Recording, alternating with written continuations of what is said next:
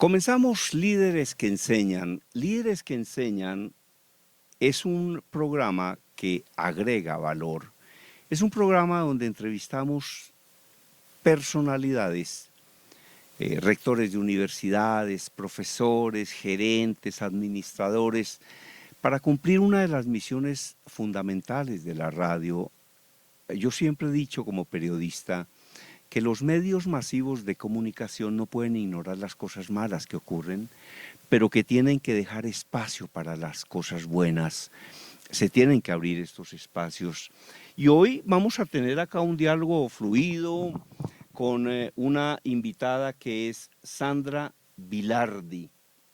De acuerdo con la información que me envía don Jorge Sánchez, bióloga marina de la Universidad Jorge Tadeo Lozano y doctora en Ecología y Medio Ambiente de la Universidad Autónoma de Madrid.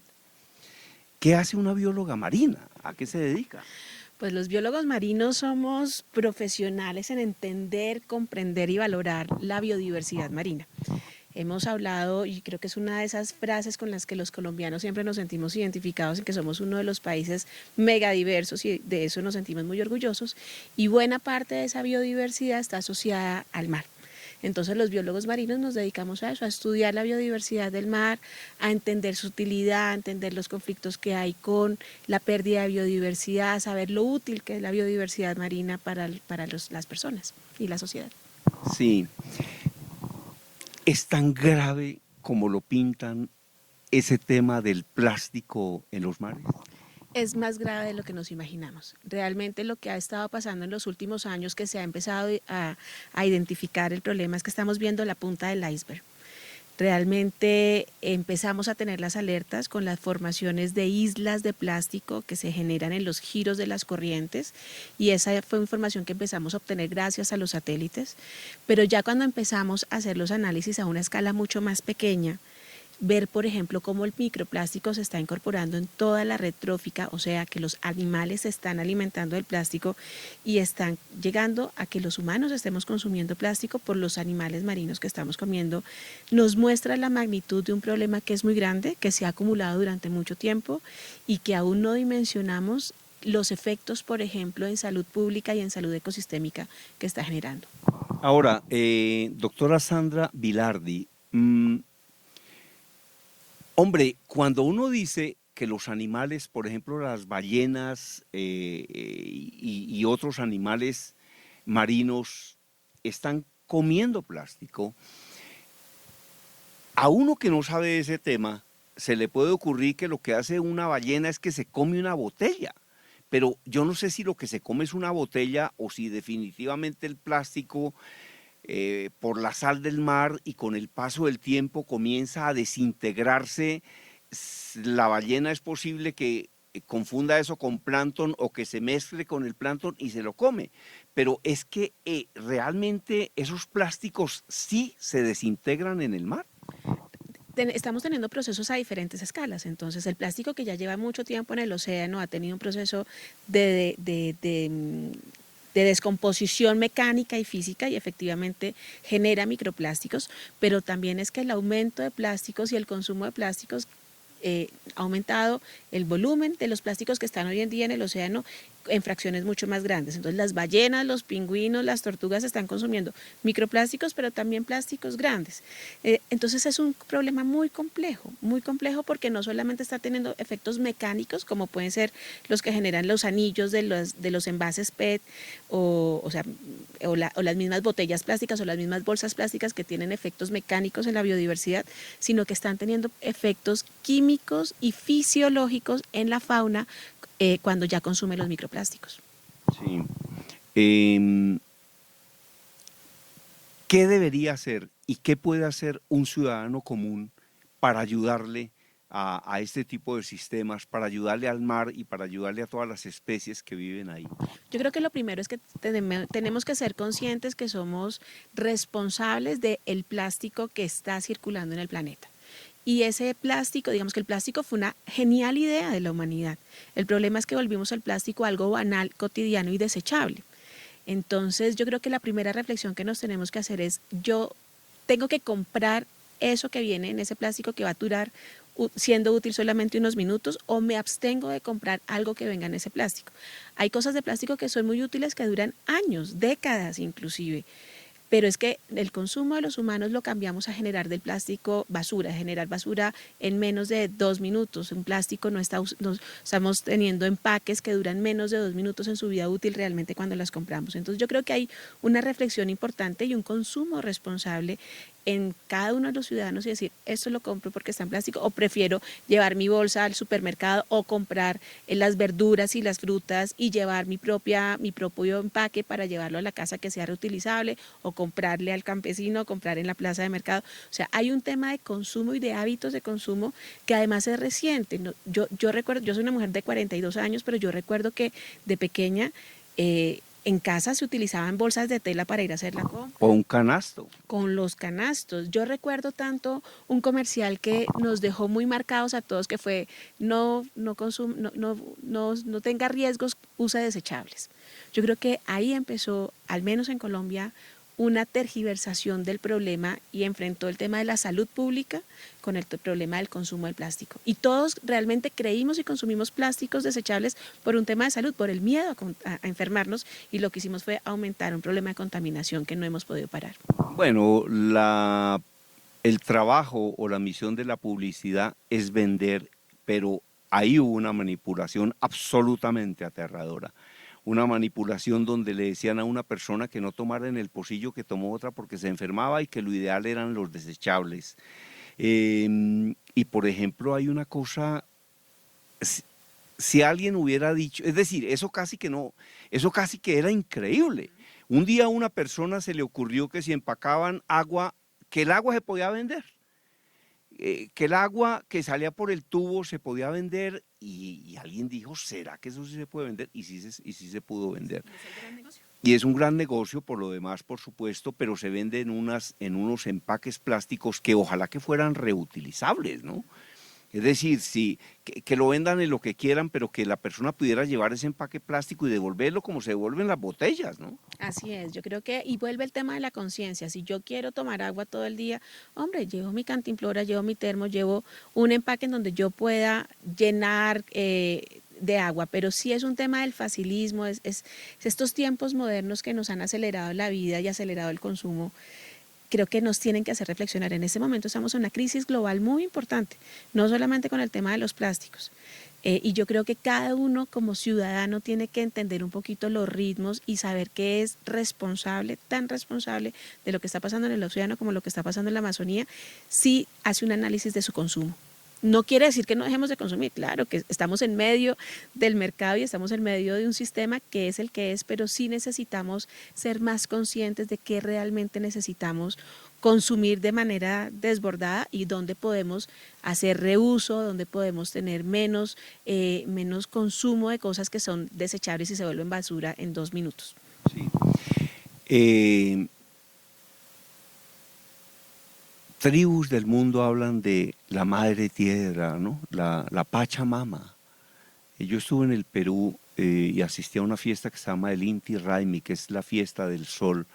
La Pachamama definitivamente, y yo creo que el ser humano le ha originado muchísimo daño al planeta, que además es la casa y es lo único que tenemos, ¿no? Hay que ver, por ejemplo, a propósito del mar,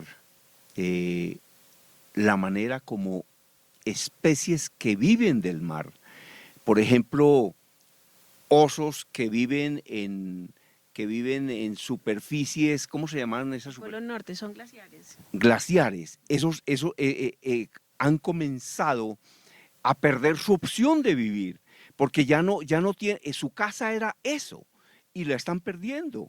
Ya se está viendo, por ejemplo, en muchos lugares del mundo donde hay animales que se están desplazando hacia ciudades en busca de comida, porque lo que era su hábitat se acabó.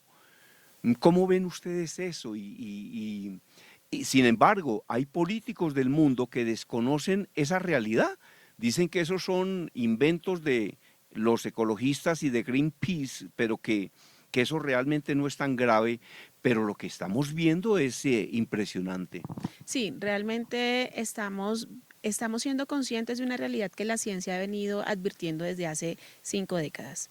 El planeta, digamos que esa integralidad del planeta la conocen tanto los pueblos indígenas y tienen dentro de sus concepciones en todo el mundo la concepción de integralidad. La ciencia la ha ido también encontrando, aunque la ciencia actual, moderna, positivista a veces tiene muchas falencias, pero la ciencia reconoce que el planeta es un sistema complejo, integrado, que está determinado por maneras de funcionamiento muy específicas y muy frágiles.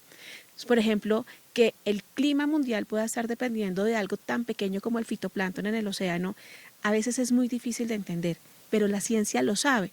El gran problema es que la ciencia ha tenido también muchos problemas en cómo transmitir esa información a los tomadores de decisiones. Y los políticos, claramente, en estas últimas décadas han sido bastante más irresponsables en escuchar a la ciencia y han escuchado mucho más al mercado. Entonces, con esta fragilidad del planeta, en medio de lo que le hemos provocado a los humanos por el tipo de vida que hemos tenido en el último siglo realmente, el cambio importante en el planeta es en el último siglo. A partir de los años 50 hay un cambio fundamental en todos los procesos vitales en el planeta y en la sociedad. Y ahí es donde la ciencia ha dicho que estamos entrando en una nueva época geológica que se llama el antropoceno. Y el antropoceno está caracterizado, por ejemplo, por la pérdida de hábitats, lo que tú decías hace un rato. O sea, no solamente los osos polares están perdiendo el glaciar, que es su hábitat, es que los inuits, que son poblaciones típicas de humanos en el polo, también están perdiendo su casa. La gente que vive en las pequeñas islas de la Polinesia y la Micronesia están siendo afectados por el ascenso del nivel del mar y van a estar sin vivienda y sin su país en pocas décadas. O sea, es un problema no solamente de especies, sino también de la supervivencia de muchas poblaciones humanas. Y es donde enlazamos la pérdida de biodiversidad con lo que está pasando con que el cambio global y el cambio climático fundamentalmente, que hoy en día ya los científicos se han puesto de acuerdo y en este momento tenemos que estar hablando ya de una emergencia climática. Ya el tema de cambio climático fue muy flexible, no se escuchó, está el panel intergubernamental de cambio climático que lleva ya más de 2 décadas, pero el sentido de urgencia de poder actuar necesita que lo llamemos ya emergencia climática. Claro. Bueno, yo llevo muchos años haciendo periodismo y yo recuerdo que en alguna época se hablaba de personas que trabajaban con curtiembres y que arrojaban todos sus contaminantes al río Bogotá. Y hay una inconsciencia sobre el río Bogotá y sobre los ríos de este país que a un río le botan cualquier cosa, a un buen río le botan colchones, le botan sillas, le botan lo que sea. Y una persona en una forma un poco cínica reflexionaba de la siguiente manera: esto es el río Bogotá, pero yo sí acepto que lo contamino, pero lo que pasa es que el río va para abajo y a mí ya no me corresponde tomarme esa agua porque el río va para abajo. Sin embargo, con toda esa contaminación es que riegan las lechugas, los repollos y las acelgas que a ese señor se le devuelven posteriormente. Entonces, definitivamente, yo creo que es una obligación moral del ser humano cuidar los recursos naturales. Primero porque es que no nos pertenecen a nosotros sino a las futuras generaciones, es decir, son nuestros pero también son de las futuras generaciones. Ahora, de la tierra salen muchos de los alimentos para el ser humano, pero del mar también, y eso se está afectando, incluso también se afecta seguramente por la pesca indiscriminada. Yo recuerdo que había una época en la que se denunciaba la manera como pescaban en ciertos sitios, que era explotando dinamita. Explotaban dinamita, entonces ahí acababan con todo lo que había, acababa con el pez que realmente iban a coger y acababan con todo lo demás. Así es un poco que hemos sido bastante inconscientes, sobre todo en esta época moderna en la que nos hemos vuelto ciudadanos más urbanos que rurales, de la dependencia que tenemos de la naturaleza. Un poco de las cosas en las que yo me encargo de trabajar científicamente es en algo que llamamos los servicios ecosistémicos, que al final terminan siendo todos esos beneficios que nos da la naturaleza para el bienestar y la supervivencia humana, que no es solamente el alimento, que es fundamental el alimento para la supervivencia de los humanos, sino también es, por ejemplo, la regulación del agua, la regulación del clima. ¿Quién no busca una sombra cuando está en una ciudad de tierra caliente? Todos buscamos la sombra y eso es un servicio ecosistémico que nos brindan los árboles. Pero también, por ejemplo, los servicios ecosistémicos son fundamentales para crear la identidad cultural.